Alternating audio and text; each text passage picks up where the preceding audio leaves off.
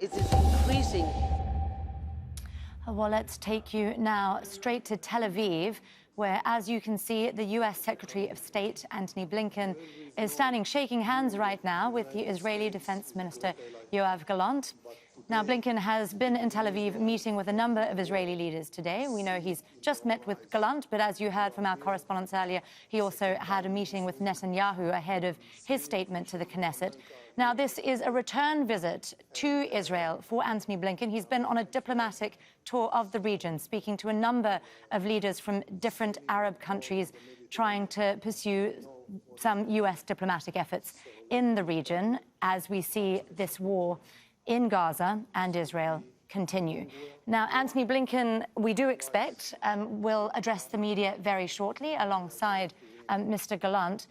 We have also been hearing much speculation, especially in the Israeli media, that shortly after Secretary of State Blinken's visit, that we may well see U.S. President Joe Biden also set foot in Israel.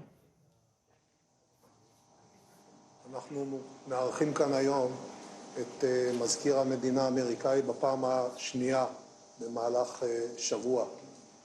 בשיחותיי הדגשתי להדגיש בפני מזכיר המדינה שהמלחמה הזאת היא מלחמה שבה אנחנו ננצח. This war is a war that we will win. העם בישראל חייב לנצח. For the people of Israel. נעצור את המלחמה עד אשר We will not stop the war ועד אשר נשלים את until we complete שמדינת ישראל חייבת לעמוד בהם עבור מי שנמצא, אזרחים וחיילים ישראלים משני צידי הגבול, גם בצד שלנו וגם כאלה שלצערנו and their נגיע side. לכל המקומות וננצח. We will reach every place and we will win in this war. Thank you, Mr. Minister. You know our deep commitment to Israel's right, indeed its obligation, to defend itself and to defend its people. And in that, you have and will always have the support of the United States. Thank you. Thank you very much, sir. Mr. Secretary, update on the border.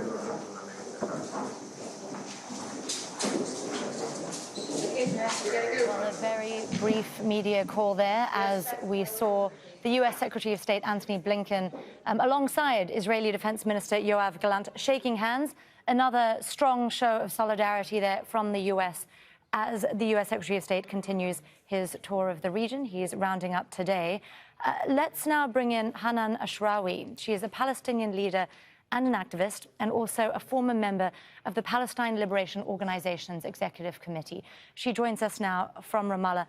Dr. Ashrawi, let me start by asking you a little bit about your reaction to what you've seen from U.S. diplomacy over the last week or so, especially the rhetoric we've been getting out of the White House. We had one of our correspondents and also our analyst earlier talking about how that's shifted. What do you make of U.S. rhetoric around this war? Well, I think they started by swallowing hook, line, and sinker the Israeli version of reality, which was entirely doctored, which was entirely false. They immediately accepted this version, and they immediately started repeating mindlessly even all these stories about people beheaded and children being killed and women being raped and so on, which framed not just the public image, but also American policy in many ways. Now, we know the U.S. is absolutely committed to Israel and is Israel's closest ally in terms of defending it, and not just defending, but partnering with it. This time, they went too far. This time, they maintained, they enabled Israel, they pushed Israel, they sent in for heaven's sake, 2 aircraft carriers and warships and so on. To do what?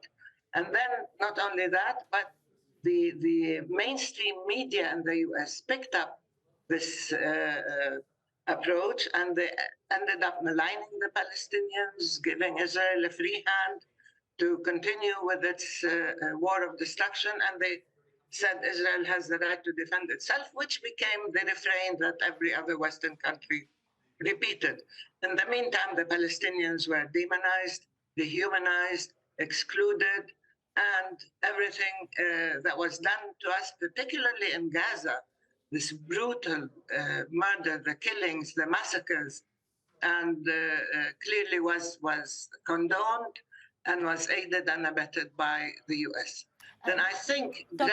gradually, as Ashrawi, the truth came out, I want to ask you about a comment that you made, because you've described what's taking place in Gaza right now as being close to genocide.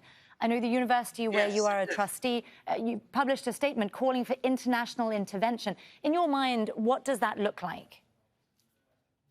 well, I think when you have genocide, that the party committing genocide has to be stopped, first of all, immediately, and then has to be held to account, instead of being encouraged and, as I said, supported and aided and abetted.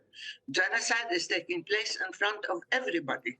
I mean, this is no secret. You are seeing the bombs coming down, shelling, whole buildings. 4 universities were totally destroyed. The rest are in Gaza. The rest are also damaged beyond use. Whole buildings, 60 families and more have been eradicated.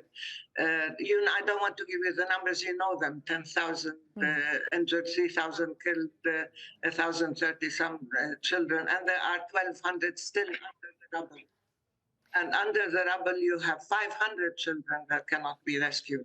So in many ways, this is a situation that is an unfolding, clear genocide, with Gaza being totally closed off, no water, no food, no medicine. I'm sorry to interrupt you, Dr. Ashrawi. I want to get clarity from you on what you mean by international intervention. What would you like to see?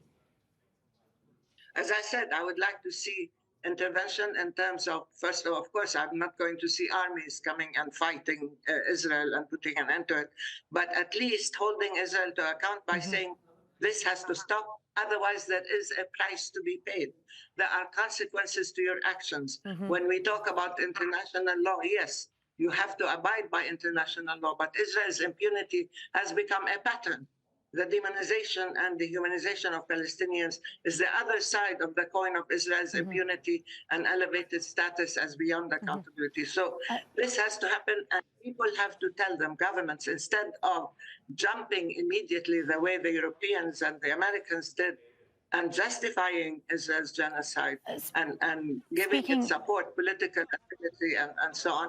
They should say there is... Speaking of governments, I'm sorry, Dr. Ashrawi, because I do want to cover a little bit about the Palestinian political dynamics with you now as well. I want to ask you about this statement that we saw today by Abbas, because an earlier version of his comments included explicit mention of Hamas, saying that Hamas's policies and actions do not represent the Palestinian people. But as we can see, that's been removed. What's the relationship like now between the PLO and Hamas? Well, there has been a rift for some time, since 2006, 2007. The West Bank and Gaza have been politically separate, not just geographically separate. Hamas remains, as you know, Hamas is a political movement, a party that has both a military and a political wing. And they've been in a state of rivalry, if not conflict, for a while, even though Hamas did run for elections and did win the majority seats, I wouldn't say votes, in 2006. But still, the issue is that right now you cannot just abandon the Palestinian people by adopting the language that Hamas did this and therefore Hamas deserves it, and therefore the people who are oppressing Palestinians are Hamas. This is the latest, by the way, refrain from the Europeans and Americans, that this is what Hamas did to the Palestinians, not this is what Israeli occupation and bombing and shelling and siege and destruction did to the Palestinian people. So I'm not going to try to parse what Mahmoud Abbas did. He was under tremendous pressure. At first, he resisted the pressure from Blinken and Biden to condemn his own people. And then he started, it's a tightrope. He's trying to say the right things, not to offend others. And at the same time, he knows that his own people are smarting, that the Palestinian people are traumatized, they are in pain, and they are not willing to see the Palestinian fighters of whatever faction being maligned or denounced by any Palestinian, let alone any Arab. Dr. Ashrawi, I do want to ask you a little bit about the prospects for the future, too, because amid all of the pain and the suffering and the anger and the vengeance. In the early days after the Hamas attack, analysts were speculating that this potentially could restart an engagement around a peace process, that the dynamic had shifted, that this could be an opportunity. Do you agree? Are you hopeful? Is there any hope to be found here? Right now, we don't want a peace process. What we want is an end to this first. A process alone has been ongoing for years and years, and we became victims of a process in which Israel had a free hand to do whatever it wanted. So let me say, it's not hope that I see. I see right now pain, devastation, destruction, mass killings, genocide.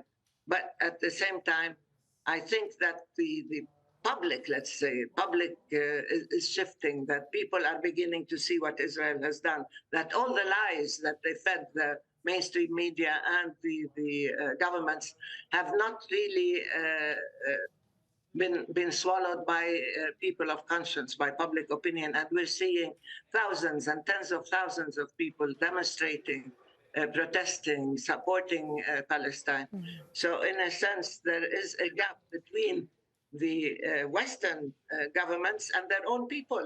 And it's amazing. We always used to say it's in the Arab world that you have a gap and that the leaders do not listen to their people. Now it's very clear that countries like the UK, France, Germany, the US are not listening to their own people, are not in tune with public opinion, and don't understand that this cannot continue. So the dynamic, yes, is shifting.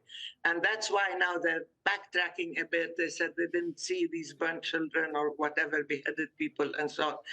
But they look ridiculous, frankly speaking, because this is a case of a dog, of a tail wagging the dog, very clearly.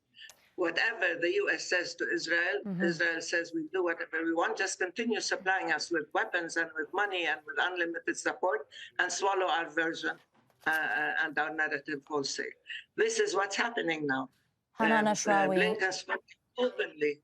Indeed, we'll continue watching that visit by Antony Blinken very closely to the region. Hanan Ashrawi there, a Palestinian leader and activist, as well as a former member of the Palestinian Liberation Organization's Executive Committee. Thank you so much for joining us here on Al Jazeera, Dr. Ashrawi.